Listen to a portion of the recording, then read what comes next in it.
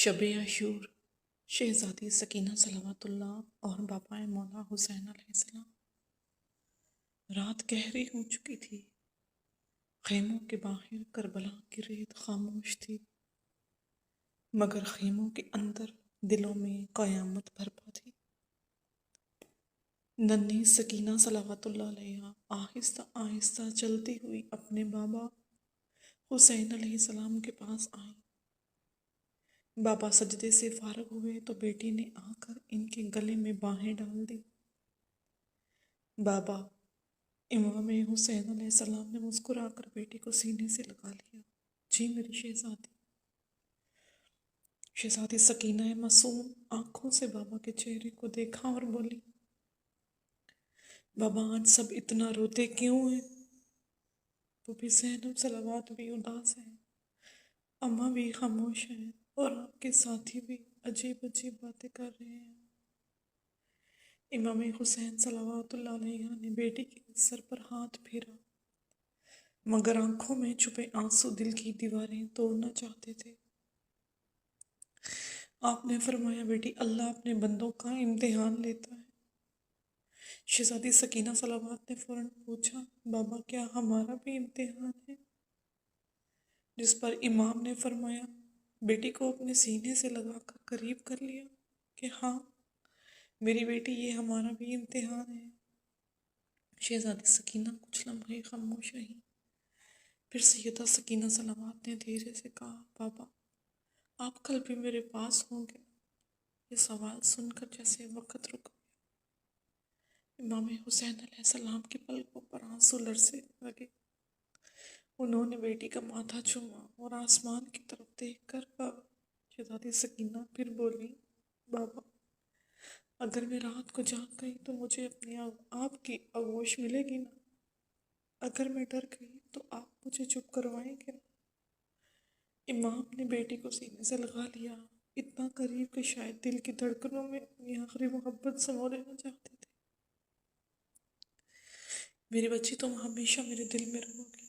شہزادی سکینہ نے بابا کا چہرہ دونوں ہاتھوں میں لیا اور بولی، بابا مجھے چھوڑ کر مت جانا۔ یہ الفاظ سن کر مولا امام حسین علیہ السلام کی آنکھوں سے آنسو رخساروں پر بہنے لگے۔ یہ کربلا کی وہ رات گواہ ہے کہ ایک طرف نبوت کا وارث تھا، دوسری طرف اس کی ننھی بیٹی۔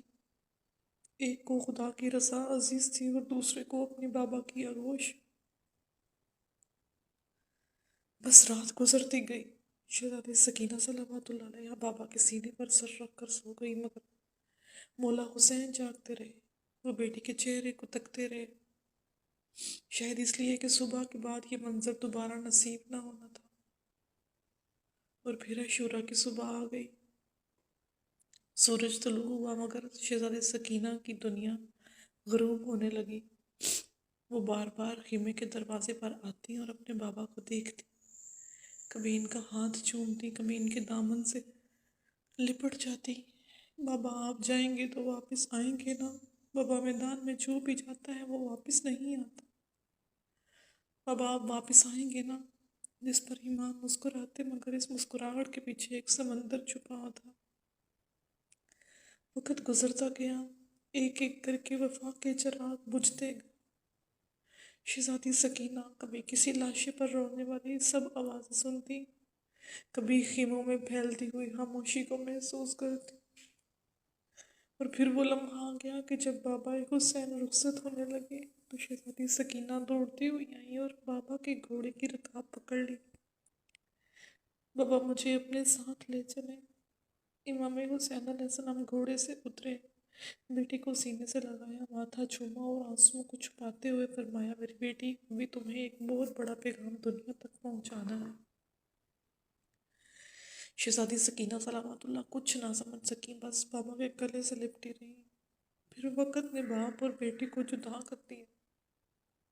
عصر عاشور ہونے لگی، خیموں کے باہر شور تھا، نیزوں کی جھنکار تھی، تلواروں کی آوازیں تھی، مگر شہزادی سکینہ کے کان صرف ایک آواز سننا چاہتے تھے، ہائے سکینہ صلوات، مگر وہ آواز نہ آئی۔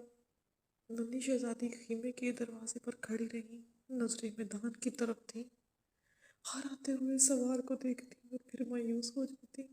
آخرکار جب زلجنا واپس آیا تو اس کی زین خالی تھی۔ شہزادی سکینہ نے خالی زین دیکھی تو جیسے اس کی دنیا اجڑ گئی۔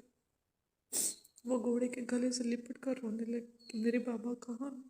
مجھے میرے بابا کے پاس لے چلو، مجھے اپنے بابا کی خوشبو چاہیے، مجھے اپنے بابا کی آگوش چاہیے۔ مگر کربلا کا میدان خاموش ہو چکا تھا اور آسمان بھی اس ننھی یتیم بچی کے سوال کا جواب نہ دے سکا۔ خالی زین کو دیکھ کر شہزادی سکینہ کی چیخ نکل گئی، بابا آپ کہاں ہیں؟ مگر اب جواب دینے والا کوئی نہ تھا۔ بس شام غریب آ گئی، خیموں میں آگ لگا دی گئی، ننھے بچے چلتے ہوئے خیموں سے باہر بھاگ رہے تھے، کوئی اپنی ماں کو پکار رہا تھا، کوئی اپنے بابا کو۔ شہزادی سکینہ خوف زدہ تھی مگر ان کے دل میں ایک ہی سوال تھا کہ میرے بابا کہاں ہیں۔ رات بھر وہ کبھی چلتے ہوئے خیموں کی طرف دیکھتی، کبھی میدان کربلا کی طرف۔ جب بھی کوئی انہیں چپ کرانے کی کوشش کرتا وہ یہی کہتے مجھے میرے بابا کے پاس لے چلو۔ شام غریباں تھی، جلتے خیمے تھے، بچے بکھر چکے تھے اور کربلا کے ریت پر غم کی ایسی چادر تن چکی تھی جس کی مثال تاریخ نہ دے سکتی تھی۔ اسی تاریکی میں ایک ننھی سی بچی اپنے بابا کو ڈھونڈ رہی تھی، بابا بابا، ہر طرف یہی صدا گونج رہی تھی۔ روایات مقتل میں بیان ہوتا ہے کہ بی بی سکینہ صلوات اللہ اپنے بابا کی تلاش میں میدان کربلا کی طرف نکل گئی۔ ریت پر چلتے ہوئے ننھے قدم خوف سے کانپتا ہوا وجود اور دل میں صرف ایک آرزو، ایک بار بابا مل جائے۔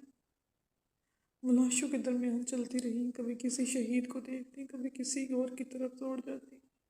پھر اچانک ان کی نظر اس جسم مبارک پر پڑی جو نیزوں اور تلواروں کے زخموں سے چور ہو چکا تھا، جن کا سر تن سے جدا تھا۔ مگر بیٹی نے اپنے بابا کو پہچان لیا۔ وہ دوڑ کر اس جسم مبارک سے لپٹ گئی، بابا میں آ گئی ہوں، دیکھیں نا ماں، سب آپ کو چھوڑ گئے، مجھے بھی سب چھوڑ گئے۔ ننھی بچی اپنے بابا کے سینے پر سر رکھ کر روتی رہی کہ بابا اٹھے نا، دیکھیں آپ کی سکینہ آئی ہے، آپ تو میری آواز سنتے تھے نا۔ رات کی تاریکی میں ایک یتیم بچی کی سسکیاں آسمان تک پہنچ رہی تھی۔ وہ کبھی بابا کے ہاتھوں کو چومتی، کبھی زخموں کو دیکھ کے روتی کہ بابا آپ کو بہت مارا ہے نا، آپ کو بہت تکلیف ہوئی۔